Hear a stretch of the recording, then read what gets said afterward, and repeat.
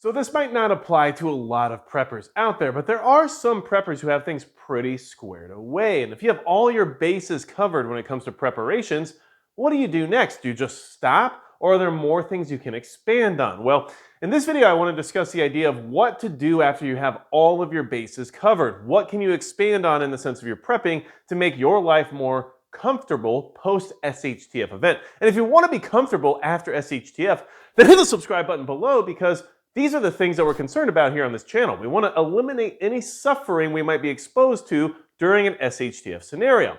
Now, one of the biggest things we talk about here in the preparedness community is community, right? We need to network, we need to build community, we need to have a group of people we can rely on during an emergency situation. And that is something that is hard to do, and it's hard to find like-minded people who want to actually invest their time and energy into preparedness.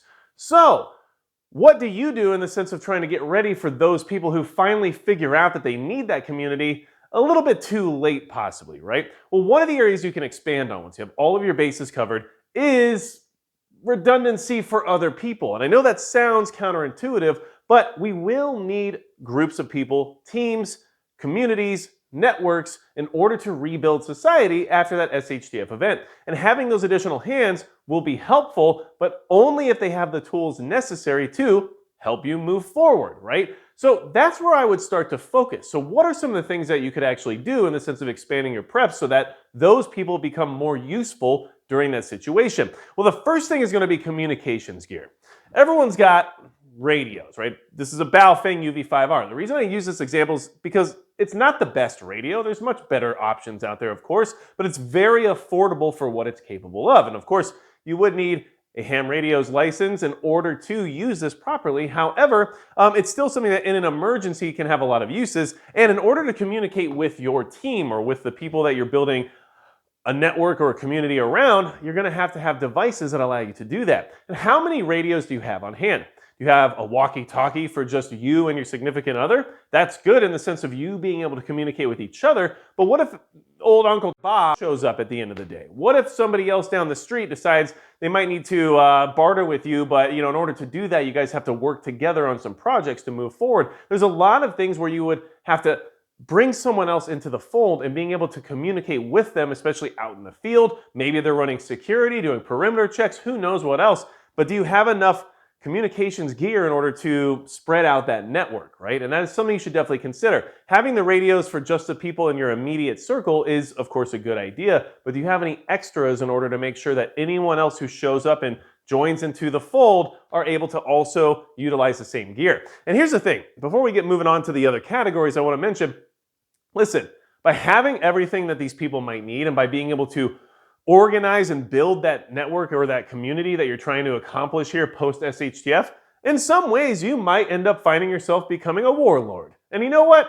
That's okay, because it's better to be the warlord than it is to be the person the warlord is after, right? So just keep that in mind, because having the things that these other people will need will already establish a level of authority within your power that might not have existed otherwise, right? When you show up to the table with all the necessary supplies, who else can really argue with what your plans are? These are just things to keep in mind. I'm just throwing it out there, okay? So the next thing I would definitely consider important, especially if you're going to be having additional people show up to your group or coming to your property, or you have plans for, I don't know, external family members to arrive post SHTF scenario. Everyone has this plan of where to meet up and everything, right? Well, not everybody's on the same level when it comes to preparedness, but one thing you'll definitely need more help with is just manual labor. And I think we like to focus on some of the more exciting things, and of course we focus on food and water. And just to get those out of the way, of course, as much food and as much water as you can possibly have is going to help the situation, because you have more mouths to feed, you're going to have to feed those mouths, right? But besides that, because I feel like that's very obvious, something you really want to make sure you have some extra investment in, and things that can actually get these people to be more efficient and more effective at what it is you're trying to accomplish, would be workwear, right? Do you have utilitarian gloves for people that show up to wear when you send them out to start doing some work in the field, right? Do you have additional coveralls or anything like that that you can give to people if maybe they didn't show up in good clothes and maybe they don't really have anything worth wearing, while working and getting things done? There's a lot of things to consider there. And by having things like additional coveralls or gloves especially, right? you might actually be able to get more work out of those people than you would have been able to otherwise, right? If everybody is out trying to repair a barbed wire fence and nobody's wearing any gloves, not only are you going to have the work probably get done slower, but you might encounter some injuries that are now more difficult to deal with because it's post-SHTF. And I think people getting out in the fields and doing work, and when I say that, it's very proverbial in the sense of wherever you are and whatever you're dealing with, right? Whatever work might need to be done, whether or not that's repairs on the building that everyone's using as like a community house or whatever it is, having the proper workwear can go a long ways. And gloves especially, these are a item that deteriorates over time. Like gloves after use eventually degrade and become worthless, right? So having more and more gloves is always a good idea. And I have lots of gloves just for myself, but I have extras in case anybody else needs them as well. And these are actually just some cold weather gloves from mechanics wear that I've been testing out. They're a little tight, a little bit, let's just say not friendly to your agility of your hands, but still, it's just another pair of gloves I have on hand now that can get stuff done, especially in cold weather, which is a large portion of the year for me here in North Dakota. So workwear is a big one. I don't think a lot of people consider very often due to the fact that not only do we not think about, hey, just getting out and doing work, like, hey, who's gonna go dig the latrine today, right? Because that might just need to happen. Well, having the additional workwear on you in order to supply those people with that makes it a little bit easier for them to stomach, and it also gives you a little bit of a level of authority once again, because you saved the day. Oh, your hands are hurting? Well, here's some gloves. Anyway, okay, in that same vein, something else that you can expand on in order to kind of be prepared for this like community arrival, whatever it is that you have planned, right? Because make sure this is planned. Don't just let anybody show up and put them to work, right? Because that can lead to disdain and problematic behavior in the future, right? But in that same vein, extra tools are very important for the same reason, right? And I would say, hammers are a good thing to have, especially if we have people working on, I don't know, raising a barn or whatever else it's going to be. Hammers are a good thing. I mean, we can repair a lot of things and build a lot of structures with just hammers and nails. And I think you know that because we've been doing it since forever, right? But additional tools like hammers and especially shovels, I think would be a really good thing to have extras of, because if you need to dig holes for whatever reason it might be, there are some very bad reasons for why you have to dig holes, and there's some very practical reasons for why you need to dig holes. Either way, if you have 7 shovels, you can now get 7 people to dig holes, which makes everything get done much quicker. But if you've only ever thought about yourself when it came to doing some of this work on your property or whatever it is you have going on, and you only have 1 shovel, and you have 6 people around that could easily be using shovels, well, there's only 1 to go around, so I guess this work's going to be very slow and uneven in the sense of who's doing it. So extra tools in that regard is just a good idea. It will get the job done faster, and you can supply everybody with these tools, so there's no excuse for people to not be doing their job. Just throwing that out there, okay? So, and remember, this is all hypothetical in the sense of what could you expand on once your bases are covered. I'm not going to be buying a whole bunch of extra stuff for the possibility of extra people if I don't have my own stuff covered first. So please keep that in mind while we have this discussion. But these are just things I've been considering while I'm trying to expand on my preps and thinking about some of the people who I expect to interact with regularly post SHTF in my area and what it is that they might not necessarily have right now, just based on the fact that not everybody's as into this as I am. Because let's be honest, we can't expect everyone to be into prepping at the same level you are. So, and that's just how it works, unfortunately, but it's just true, okay? So what else would you need? Okay, well, first off, I do want to mention that this channel's biggest supporter is Midway USA. Without their help, I couldn't do a lot of this style of content, and I have a lot more good stuff coming in the future that should help give everybody more ideas about preparedness. So big thank you to Midway USA for helping me out. And I think a big thing that we could definitely have more of that would be beneficial in this scenario would be extra guns and ammo, right? I think that you can always do right by having some extra firearms on hand, okay? Now, this one is unloaded, nice and safe, okay? No big deal there.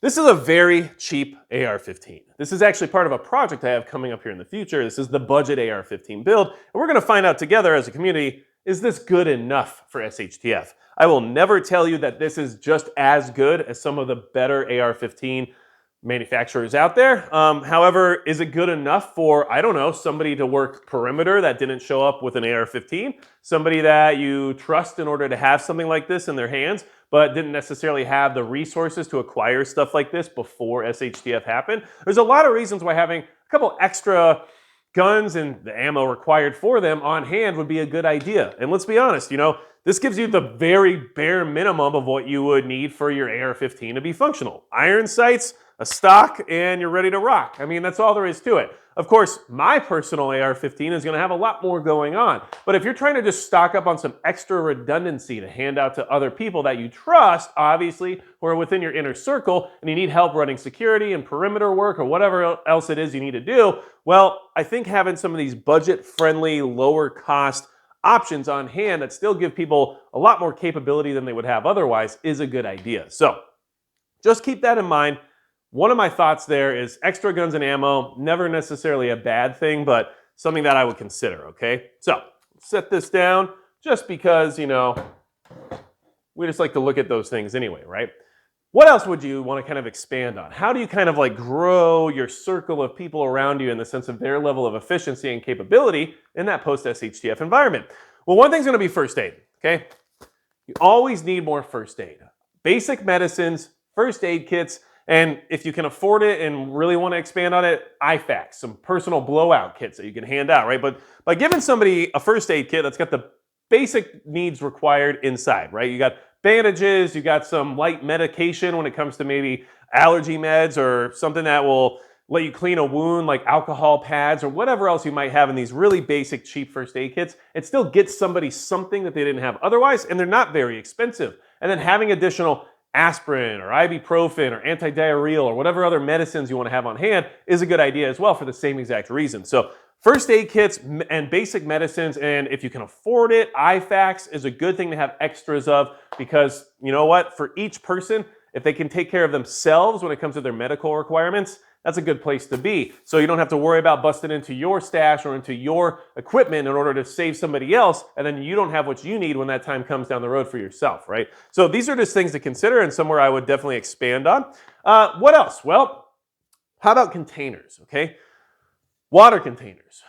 Now, like I said before, water and food, obviously we need more water and food no matter what. You're just gonna need a lot of it. Gotta have that figured out no matter what the situation. But if you got people at your property or as part of your community or your group and they're showing up or whatever, and who knows what happened, like you can't blame everybody for not being fully prepared either. Understand that SHTF could happen and somebody's at work and all they have is their go bag. I mean, that go bag might not have all the bases covered as well as it could have, or maybe they're just at a concert or something like that where they couldn't bring all the stuff they would usually bring and they get displaced and they can't get back to their vehicle and they show up because they were able to find their way on foot. Who knows, right? So we can't just assume that every single person, no matter what their level of preparedness, will be able to bring everything to the table that they planned on bringing. So having some of the basics and having redundancy of them is a good idea. And this is just a single wall stainless steel water bottle that you can boil water in and that you can store. I think this is a 40-ounce bottle, to be honest. Yep, 40 ounces. So either way, you might have all these people here, but if they don't have a way to carry some water around on themselves, it's going to be very problematic for every time they get thirsty or every time they need a drink or every time they need some water, they're going to have to come back and figure out where it's at and get a cup or who knows what else, right? So having additional containers is just a good idea, and it's just good for you as a prepper as well because you're going to have multiple options when it comes to storing more water and having more water on you depending on the situation. Either way, I just think that's a good thing to have because it's kind of something overlooked when it comes to prepping for more people rather than just yourself. They need to have a way to carry some water around. So having additional containers, definitely a good idea. In that same vein, which is something we say now according to all the workwear and the tools from earlier, we're going to talk about a mess kit. Same reason you would want a water container. Have some way for them to have a mess kit that they're responsible for, right? So that this is where they eat their food, this is where they cook their food, this is what they clean after they eat their food, they keep this on them. There is no question as to whose plate is whose or whose mess kit is what or whatever it is and who's responsible for cleaning this or that. None of that has to happen. This mess kit is their mess kit and that's all there is to it. And there's a lot of very inexpensive mess kits on the internet right now. And yeah, some of this stuff is just crap from overseas. I totally agree with that. But you know what? Crap from overseas is okay for somebody who showed up and wasn't prepared at all versus no crap from overseas at all and then nobody has what they need and everybody's trying to use your stuff, right? And I know a lot of us say that, especially in the comments, well, if you show up and you got nothing, you're out of here, right? Like, it's easy to say that right now, but you also need to understand the value and the benefit of having more hands, right? There might be a situation where it's like, look, this guy has nothing to bring to the table, but I can put him to work and get some stuff done if need be. And you know what? We can't do everything by ourselves. We literally cannot. So keep that in mind because, your neighbor Bob might be kind of the guy who shows up with no supplies at all, but maybe Bob has been out working outside in construction his entire life and isn't afraid to break a sweat, right? There's a lot of reasons why having supplies for these other people might be beneficial if that person brings something to the table that's worth having around, right? Just keep all that in mind. And then the last thing I would put in this expansion category, and this is of course not going to cover everything, so if you have things to add, leave it in the comments below, because honestly, I can't cover every single thing you could expand on after you've got your bases covered. But these are just ideas I have for my personal preparations when I'm thinking about, okay, I've got some property. If people come here, we're going to have to work that property more. We're going to have to get things done in order to make sure that there's a rotational food supply coming through each season or whatever it is, right? So I need to make sure I have some stuff for those people so that I can assign them the tasks that need to be accomplished, right? So the last thing on this list for this video, like I said, leave more ideas in the comments, it's gonna be backpacks, right? Where are they gonna put all this stuff? Well, it's nice and convenient if you can just give them a backpack to store it all in, right? And not to mention, it's just good for organizational purposes, then they can store some of their personal stuff in there, and you hope that everyone would show up with a backpack, but you know what? They might not. So I don't just get rid of backpacks generally. I keep them and then I can repurpose them. Or if someone shows up and doesn't really have a lot of gear, here's your backpack full of all this gear, get to it, right? And it's just something that I think could be very beneficial for somebody if they don't have many supplies. Having a way to keep everything organized, put together. And then of course, if you need to send them out to do, I don't know, recon or go find supplies or whatever it is, they're gonna need a backpack. There's a lot of reasons why them having that equipment would be good. So, look, I don't necessarily think we should be prepping for everyone else on the planet. Don't get me wrong, okay? Because a lot of people will misconstrue this video and say that in the comments before they watch this part of the video because they didn't make it this far.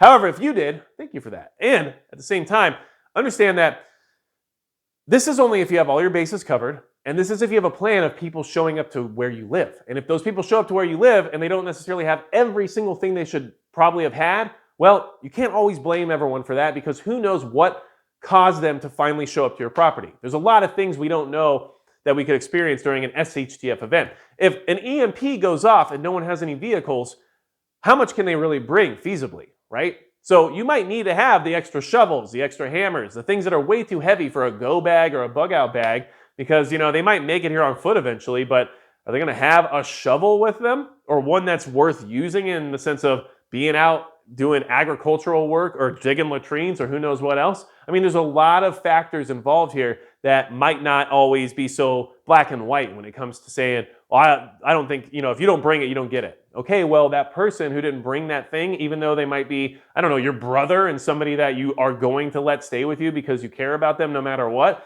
yeah, they didn't bring a shovel, so I guess they're not going to use your shovel, right? So you're going to do all the work now and they're going to relax. These are things that you have to keep in mind. So just wanted to have this conversation. Thought it was a good thought experiment to give you things to consider if you're trying to expand on your preps. Let me know if you have anything else to add below. If you want to support the channel, you could go over to Subscribestar, where it's $5 a month, but I've got some exclusive content over there. We talk about things we don't talk about here on YouTube. There's preparedness incentives. There's all kinds of stuff. So make sure you check that out. If you have any questions for me, magicprepper.com is also a good way to go. And besides that, it's going to be it for Magic Prepper.